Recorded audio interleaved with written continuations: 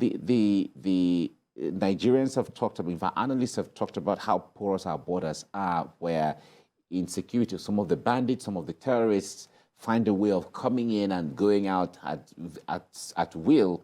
We also see on the economic side, we also see the issue of smuggling. At the time, they talked about smuggling rice into the country and also smuggling petroleum products out of the country and so on. So let's talk about the issue of borders. Now, I wonder how it will be, how challenging it will be to ensure that our borders are patrolled in such a way that we know what comes in and what goes out at whatever time. Yeah, the porosity of our border has always been a concern from time immemorial. And I think that what is required is now to deploy cutting-edge technology to at least, bridge where the human capital or human resource cannot do. And it will be a combination of both, from what we've seen in Asiwaju Manifesto. Of course, there will be renewed focus on border control by the work that immigration do and the work that custom also do, basically to ensure that what comes in and what goes out are well noted. Importantly is that technology will play a very important role.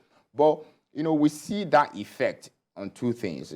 Sometimes we need to be careful how trade restrictions also, play a part in this heightened smuggling state. And that's really what Asiwaju was saying at the Economic Summit, that look, when we look at some of the trade restrictions that have been put in place in the past, they've done nothing but to encourage smuggling. They've done nothing to increase production costs. And if we're losing those trade restrictions and get our border right, then we'll see a net flow of trade in and out. And that's one. Also, when you look at PMS subsidy, we've also seen that one of the key benefits or beneficiaries of our subsidy regime in Nigeria are the neighboring states. And that's why Asiwaju said we will remove that subsidy, not only because we want to divert the funding that we will save from that into social projects, social and impactful programs and healthcare, education, and infrastructure,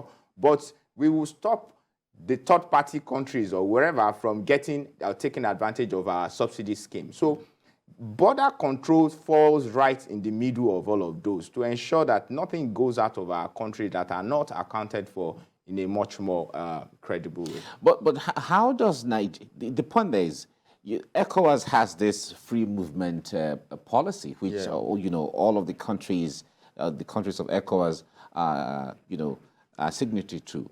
But and all nationals of all the other countries would like to come to Nigeria one way or the other, and so on. How is that beneficial to Nigeria at this point? Because it looks like Nigeria is where everybody wants to come, especially on the West African sub-region. Indeed, and we must encourage that, but encourage it in a sustainable manner. Okay. Nigeria is a large market, and I know a lot of people come from West Africa to trade and shop in Lagos market. A lot of people come from Cameroon to trade and shop in Aba market. So we must allow that, access. And we start to benefit because, like we said, we're a large market, and if we allow a much more formal and credible process of in and out, we will be the beneficiary of that. And government is doing a lot to that. So if you look at Lagos-Badagry Expressway, it's not just for fanciful, it's to create that trade route where people can go in and out and all of that. So it will be to our benefits, ultimately, taking advantage of ECOWAS, free trade movement to allow for sustainable movement of goods and services, but certainly not for non-state actors, not for people that are looking to undermine our economy and our security. Okay. There was a time where the Minister of Finance said that Nigeria was broke.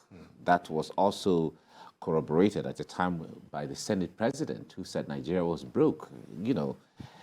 We've seen also that government find it difficult to raise monies to handle some of the major projects that they intend to handle, and they have to resort to borrowings and borrowings and borrowings.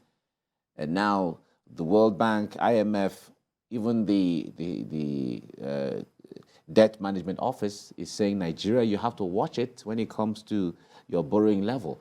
How does Asiwaju intend to fund all of the projects that, because it looks like a lot of his programs are really ambitious as it is, but how does he intend to fund all of them when government is complaining of being broke? I think we need to be careful when we paint a gloomy picture about Nigerian, revenue profile or debt profile. I think it's important to make that point because Nigeria is not broke. Yes, we have revenue challenges, and those revenue challenges are easily surmountable with creative, ideas, which Asiwaju has. And there are simple, first and foremost, issues about revenue mobilization. How do we increase our revenue profile? And there are a whole lot of ideas in his manifesto to that. He has said, look, I will increase the tax net in a way that bring more people to paying their fair share of taxes. And that's really commendable because, and that's what he has done before in Lagos. And so we'll see a national, articulation of that. Beyond that, he said, look, we will then also increase our income base. There are other, apart from oil, there are other, mineral resources is a very veritable means of, revenue generation. But also important is to look at the cost of governance, the cost of, running the government itself. What sort of savings are there? Blocking loopholes in tax collection, in revenue generation, all of those places, using technology to really, bring things, together. So that's very important. Of course, there are two ways really to fund infrastructural projects or government spending. Either we're taxing or we're raising debt. Now, debt in itself, we've said it several times, and I think the man has said it, it's not a relatively bad thing. What is important is that what are you using this debt to do? Are you using it for productive items? Are you using it to construct infrastructure that will then become a multiplier effect in the economy? Are you using it to invest in socially impactful programs that can then enable the people to thrive? Those are the issues. But ultimately, it's important to make the point that Asiwaju has said that we would watch carefully our debt profile, managing our domestic debt obligations in a way that is sustainable. And I think that is very key. But ultimately, when we look at the infrastructural ideas and projects that he has said, look, we will accelerate our infrastructural master plan until we're able to deliver solid physical infrastructures in road, rail, airports, all of those things that enable people to thrive economically using proven financial structures. And I have no doubt in my mind, given what he's done before, given his track record in Lagos, given his extensive network, that we can do that, he can do this, and I'm sure he will do it. Okay.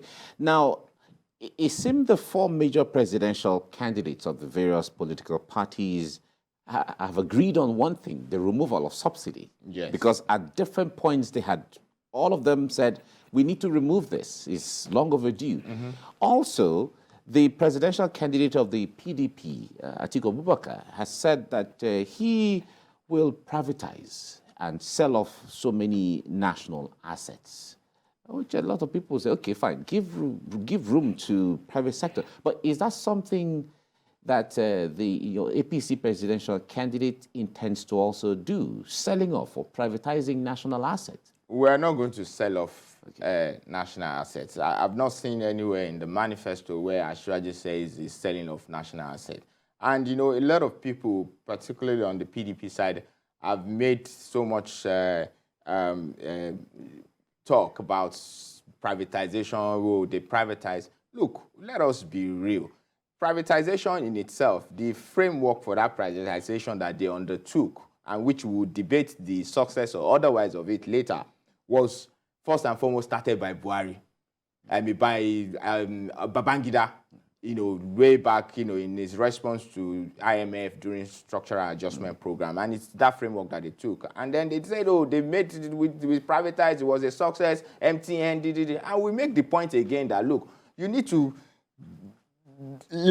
differentiate between selling off licenses and privatization. Now, when we look at the privatization that they've undertaken, tell me which of those entities are functioning now. If you look at the root cause of some of the high employment that we have now, it is those privatized assets that are nowhere to be found, that we feel in itself were just stripping of assets. So let us be clear. What Asiwaju intends to do is to collaborate with the private sector to ensure efficiency in public infrastructural delivery. And that's what we will do.